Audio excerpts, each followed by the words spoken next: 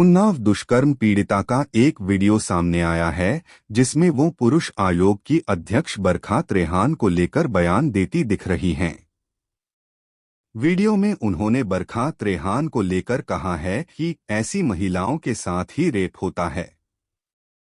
उनके इस बयान के बाद बरखा त्रेहान ने दिल्ली पुलिस में शिकायत दर्ज कराई और अपनी सुरक्षा की मांग की।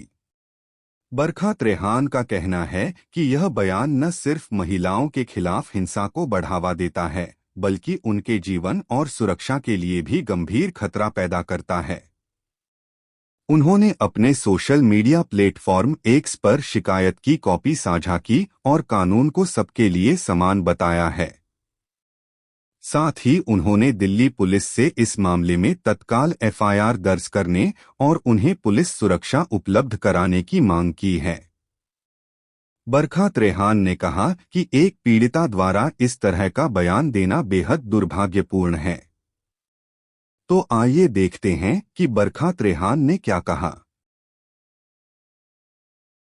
एक शिकायत दर्ज कराई है, अपने से रिलेटेड आपका कुछ मामला है, आपसे वो जानना चाहेंगे। जी, आप ये देख सकते हैं कि मैंने आज सुबह जब मुझे ये वीडियो देखा उसके बाद से मैं बहुत दुखी और बहुत परेशान थी। मैं बहुत ज़्यादा लाचार फील कर रही थी और मैंने तमाम लोगों से बोला कि आखिर एक महिला जो अपने आप को रेप पीड़ित कहती है, उन्नाव रेप पीड़ित कहती है, और वो कहती है कि उसे न्याय चाहिए, और वो ऐसा कह रही है मेरे खिलाफ रेप के लिए उकसाने वाला बयान दिया है उन्नाव रेप केस पीड़िता ने, जो कि बहुत ही दुखदाई है।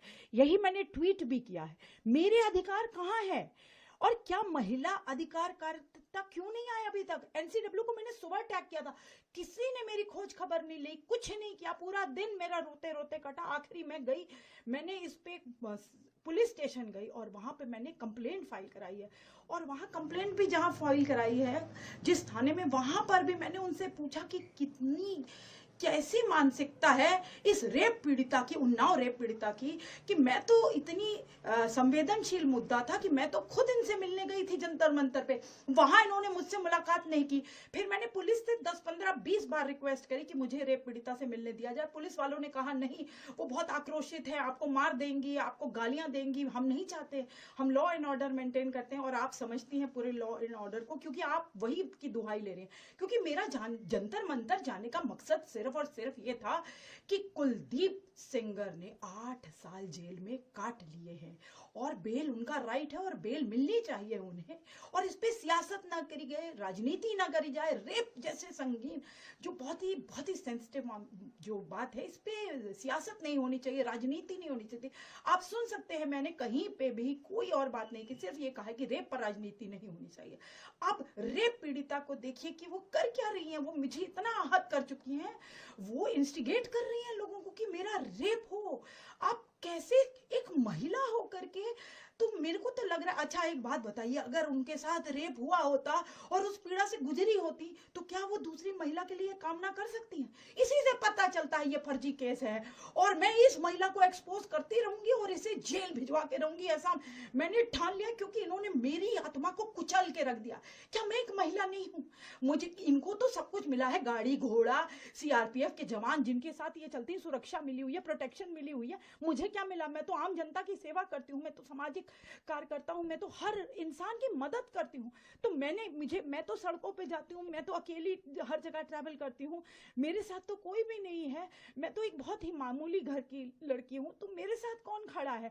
जब भी हम वुमेन राइट्स की बात करते हैं तो मेरे वुमेन राइट्स कहाँ है, मेरे राइट्स कहाँ है, और मेरी फ्रीडम ऑफ स्पीच कहाँ है? मैंने जंतर मंतर पे उन्हें ऐसा क्या कह दिया? मैंने तो बहुत प्यार से उनसे मिलना चाहा था, ना तो वो मिली, और ऊपर से वो मेरे ऊपर ऐसे ऐसी चीजें बोल रही हैं जिससे कि लोग जो उनके सपोर्टर हैं, जो राजनीतिक पार्टियां से उनको बड़ी बड़ी फंडिंग आ रही है, जो उनके बड़े बड़े नेता बैठे हुए हैं, जो उनको इस टाइम फंड कर रहे हैं, और जो योगिता भयाना जैसे जो एनजीओज हैं, जिनका बिल्कुल, मैं तो कह रही हूँ, उनकी स्क्रूटनी होनी चाहिए, उनके बारे में जांच होनी चाहिए कि वो क्या काम कर रही है, कि उन्होंने इस रेप पीड़िता से ये कहा है या उन्होंने अपने आप कहा है, जिससे कि उन्होंने मुझ पर ये इतने घिनौने जो ये बात कही है कि मेरा रेप हो, बरखा का रेप हो।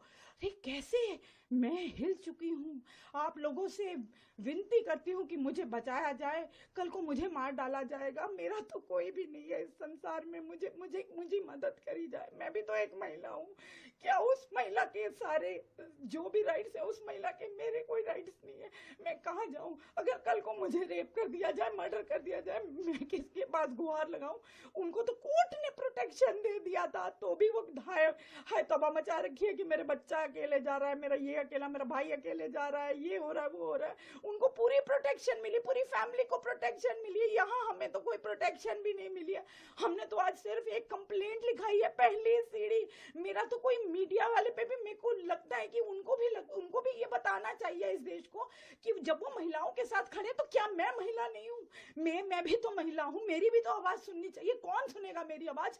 मैं प्रधानमंत्री तक अपनी आवाज पहुंचाना चाहती हूँ, मैं मुख्यमंत्री योगी जी तक, क्योंकि ये केस जो है यूपी से और मैं खुद प्रयागराज से हूँ। मैं ये आवाज पहुंचाना चाहती हूँ कि मेरी भी तो मदद करी जाए। मैं कहाँ जाऊँ? अगर मुझे मार डाला गया या मेरा रेप हुआ तो मैं कहाँ जाऊंगी, क्या करूंगी, कैसे रहूंगी? कितना जिंदा भी नहीं छोड़ेंगे।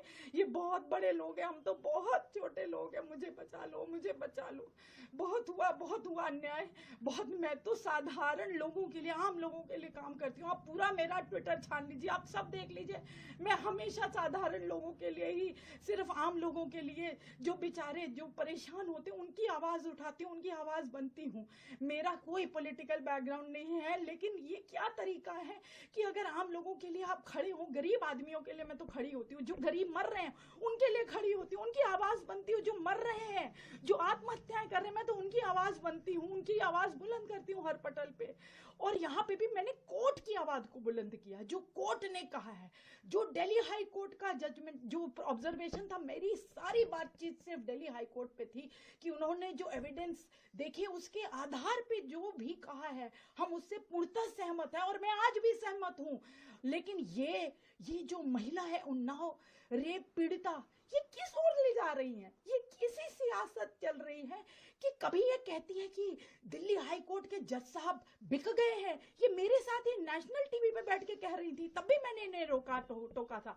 अब कभी कहती है 15 लाख ले लिया जज साहब ने, कभी कितने पैसे बताती है, करोड़ों की बातें करती हैं। ये तो करोड़ों की बातें करती है, हम तो 100-200 की भी बातें नहीं करते। हम तो आम लोग हैं और हमारी इतनी हिम्मत नहीं है कि हम जज साहब को कुछ कह दें। हमें लॉ एंड ऑर्डर पे, हमें कानून से डर लगता है, हमें जज साहब का पता है, हमें उनसे भी डर लगता है। हम तो डरते हैं इन चीजों से। लेकिन यहाँ पर इन्होंने हद पार कर दी है, हद पार कर दी है। न जज साहब को छोड़ा है, न एक महिला होकर के आप महिला को इतनी गंदी बात कह रही हैं, इतनी ओछी बात कह रही। मैंने कभी सपने में भी नहीं सोचा था कि जो कह रही है कि मेरा रेप हुआ है, वो दूसरी महिला का रेप करवाएगी। मैं कभी नहीं सोच सकती थी। भगवान कुछ भी करिए, आप मोदी जी तक ये बात पहुंचाइए और मुझे बचाइए। सभी मोदी जी का नाम सिर्फ इसलिए ले रही हूँ कि वो प्रधानमंत्री हैं, योगी जी का नाम इसलिए ले रही हूँ कि वो चीफ मिनिस्टर है जहां से मैं रहती हूँ। मैं प्रयागराज से हूँ, मुझे बहुत डर लग रहा है। योगी जी मुझे बचा लीजिए, ये लड़की बहुत पावरफुल है। मैं तो आम नागरिक हूँ इस देश की, मुझे बचा लीजिए, मुझे बचा लीजिए।